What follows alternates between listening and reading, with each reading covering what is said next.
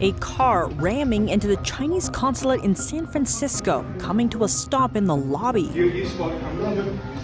ending with the police fatally shooting the driver. A desperate father of a Chinese-Israeli woman worrying for his daughter's safety after Hamas abducted her. Plus, what some Taiwanese people are worried about amid the Israeli-Hamas conflict.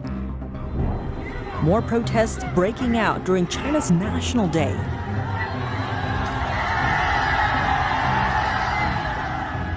And in-house armed forces set up inside Chinese state-owned enterprises. What are the military garrisons preparing for? What do you think? Let us know below and subscribe if you haven't already.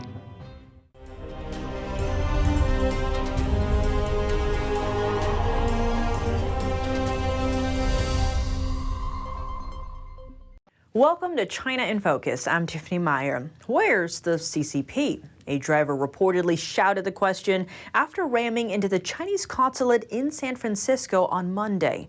Police swiftly arrived on the scene and fatally shot the man. Here's what happened.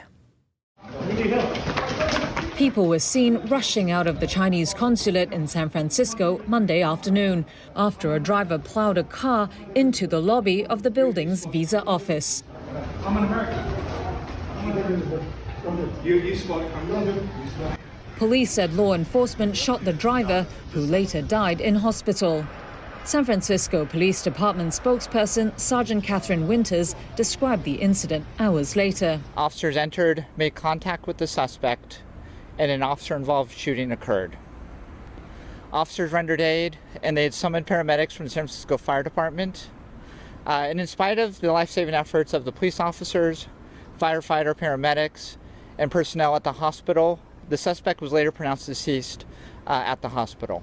Winters said the identity of the driver and the motive were not yet known, and there was no mention of any other injuries in the incident.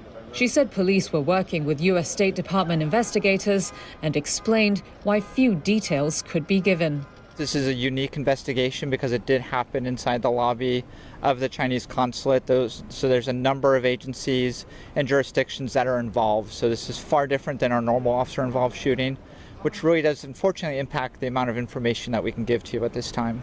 The Chinese diplomatic post in San Francisco called it an attack, saying in a statement it, quote, strongly condemns this violent attack and reserves the right to pursue responsibility for the incident. The State Department did not immediately respond to a request for comment on the incident.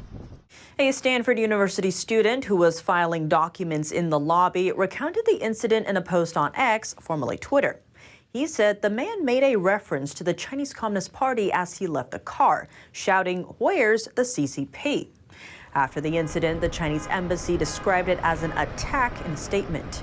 And on Tuesday, China's foreign ministry called for a swift investigation into the car crash from Washington. The consulate has been targeted before and will stay closed until further notice. A protest against Beijing's zero COVID-19 policies saw the building vandalized with graffiti in November. It was also damaged by multiple arson attacks in the past.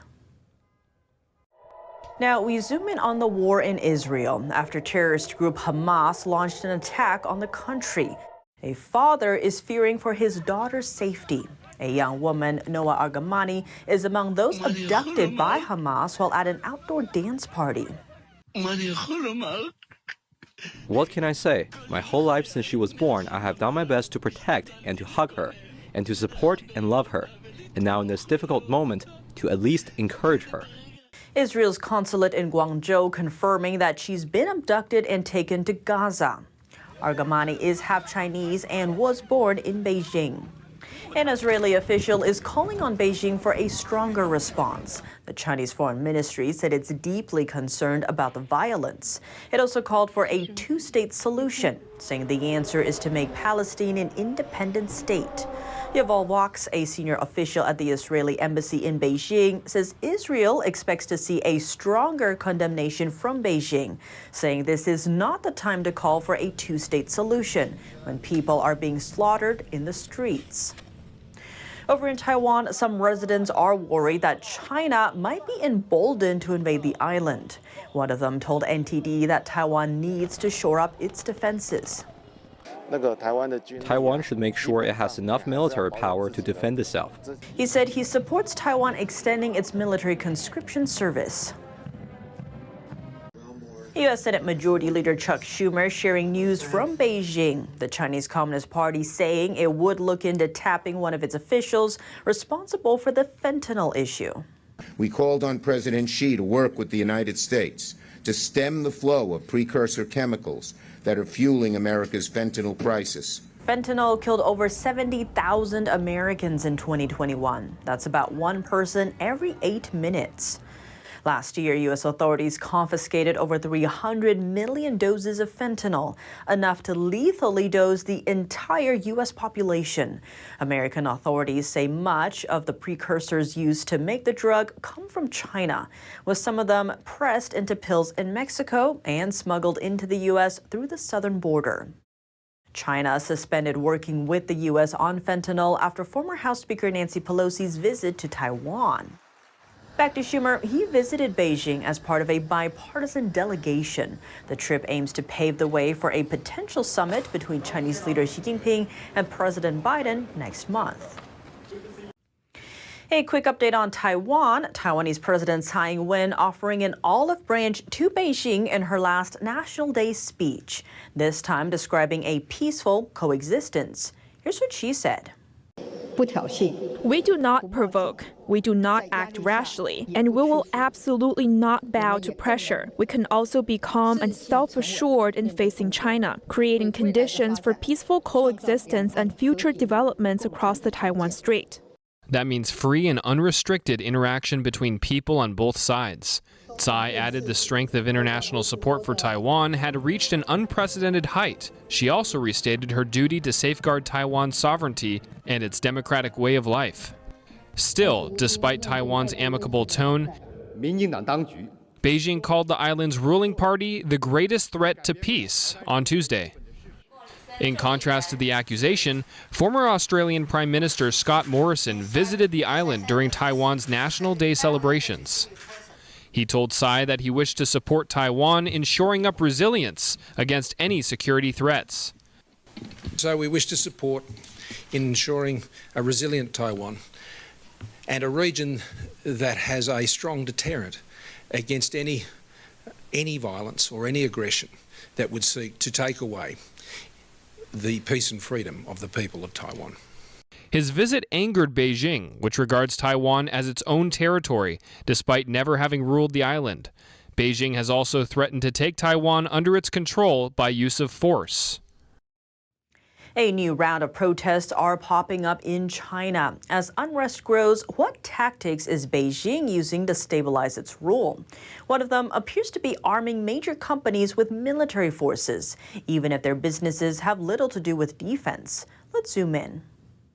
A reimagined strategy may be emerging in Beijing, upgrading civil businesses with military strength. Last Thursday, a state-owned enterprise in China launched its own armed forces department. That's in Shanghai, one of China's largest financial hubs. In recent months, over a dozen similar militia departments have emerged in civil businesses across the country, even in industries like agriculture and dairy. These armed forces departments, or AFDs, were first founded in 1950 when the Chinese Communist Party had just taken power. Their main function, to address local unrest. The effort kicks in during a hard time for the communist regime. The real estate crisis is ripping through an already teetering economy, and it's triggering protests. A recent video shared on social media shows hundreds of home buyers demonstrating in front of a principal council building over the National Day weekend. That's as they contend with paid for but still unfinished homes and financial losses. Special police units arrived to control the crowd. That's in southern China's Sichuan. The scene soon turned violent. At the same time, some villagers in rural China are facing another threat: mass demolitions. Local authorities reportedly plan to tear down their houses for the sake of a city design plan. During one confrontation between locals and a construction team, a man sustained a head injury. China affairs expert Li Yuanfang spoke to NTD about Beijing's effort to arm state-owned companies. One is to equip all citizens with military strength to prepare for war, in the case of Beijing, inciting conflicts and provoking hostilities, while the other is to deploy citizens as armed forces to suppress protests.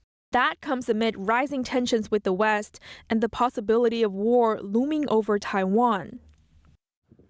New details are coming out about a near collision between the Philippines and Beijing last week. The incident happened in the South China Sea near the disputed Second Thomas Shoal last Wednesday. That's when Chinese ships tried to block and nearly collided with Philippine vessels, coming as close as 3 feet. Now, the Department of Foreign Affairs says senior Filipino diplomat Teodoro Locsin Jr. was aboard one of them. He had been on one of 2 Coast Guard ships deployed to escort 2 more Philippine boats. That's as they delivered food and other supplies to a Philippine Marine Territory outpost. They were able to make the drop-off, despite the guiding Coast Guard ships getting blocked. It's unclear why the diplomat's presence wasn't immediately disclosed. The Philippines is one of several nations that have South China Sea territory disputes with Beijing. Now, let's look at what's new in China's business landscape. More trouble for China's property sector. Chinese developer Kaisa says it won't be able to pay back lenders in full. That's if the company is forced to liquidate. According to a lawyer, Kaisa says lenders would get less than 5% of their money back. The attorney is representing one of the creditors that's suing the company. Meanwhile, a Chinese national arrested in India. The person was working for smartphone maker Vivo. Based on legal papers, India's financial crime agency arrested him on Tuesday as part of a case of alleged money laundering. This amid rising tensions between Beijing and New Delhi. Over in China, a number of top business leaders are reportedly facing off with police. An executive from one of the country's largest copper trading houses is believed to be in detention for questioning. At the same time, Chinese electric vehicle maker XPeng said its vice president is under suspicion linked to a different investigation. And just last week, China Evergrande Group's chairman was investigated. The company is the world's most indebted real estate developer. And another quick update, the European Union is joining American efforts to shield industries from cheap competition. The union is launching anti-subsidy investigations against Chinese steel makers. The U.S. has asked the union to move against Chinese steel producers. That's in return for avoiding the reimposition of Trump-era tariffs on EU steel and aluminum. An update from China's real estate front. One of the country's largest developers is due to make a new payment. That's after Country Garden missed 2 others worth close to $23 million last month. Here's more. There was fresh turmoil Tuesday in China's property sector. Giant developer Country Garden said it might not be able to make all its offshore debt payments when they become due. The warning came in a filing to the Hong Kong Stock Exchange. Shares in the company dropped around 10% in afternoon trade. Country Garden has almost $17 billion in bonds and loans in currencies other than the Chinese yuan. It was due to make payments of close to $67 million on $2 bonds on Monday. Now there's still no word on whether that payment happened, though there is a 30-day grace period. On Tuesday, the group said it had won approval from creditors to extend 9 bonds with a value of over $2 billion. Country Garden said that would give it time and space to focus on the recovery of its business. It's one of many Chinese developers to struggle with debts as the housing and capital markets dried up over the past 2 years. Analysts say bigger rival Evergrande faces a growing threat of liquidation. It all has some bondholders betting that Beijing will step in to contain any fallout. Evergrande alone has some $300 billion in liabilities just in China. Investors worry what that might mean for global markets if the firm is allowed to go under. That's all for today's China in Focus on YouTube. We're now sharing a shortened version of our program here after being demonetized for 2 years. Here's what to look out for in our second half. Ongoing bloodshed in the Middle East. More than 100 Israeli civilians now in the hands of the Palestinian terrorist group Hamas. As Israel continues to fire back with airstrikes, Hamas is vowing to execute 1 hostage at a time, women, children, and the elderly alike. On the other side of the conflict, China is calling for a ceasefire by establishing, quote, an independent state of Palestine. The communist regime made no mention of Hamas. Is China really a neutral player in this war? To discuss, we have General Robert Spalding, a retired U.S. Air Force general and a senior fellow at the Hudson Institute. The full episode is available on our partner platform, Epic TV. To sign up, click the link down below. Thanks for watching China in Focus. I'm Tiffany Meyer. See you tomorrow.